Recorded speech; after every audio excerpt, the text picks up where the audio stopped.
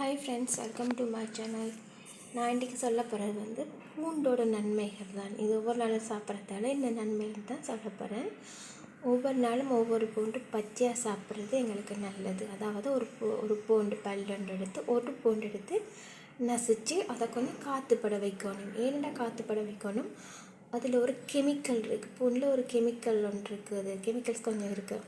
அந்த கெமிக்கல் காற்றோட போக விட்ட பிறகு அதை என்ன செய்யணும், நல்லா மென்று சாப்பிடணும். இந்த மென்று சாப்பிட்றதால எங்களோட இதயத்துக்கு ரொம்ப நல்லது. இரத்த நாளத்தில் உள்ள அடைப்பு வராமல் இருக்குது. அதனால் இதை மார்படைப்பு வராது.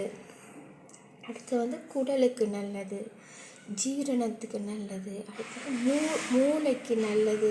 இதில் நோய் எதிர்ப்பு சக்தி நிறையவே இருக்குது.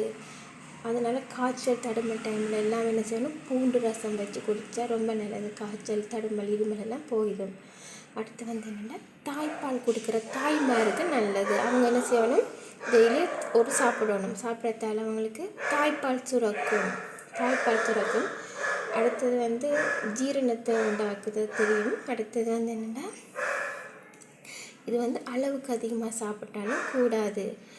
ஒரு நாளைக்கு ஒரு 4 பல்லுக்கு மேலே சாப்பிடக்கூடாது. சாப்பிட்றதால வருத்தங்கள் வர சான்ஸ் இருக்குது.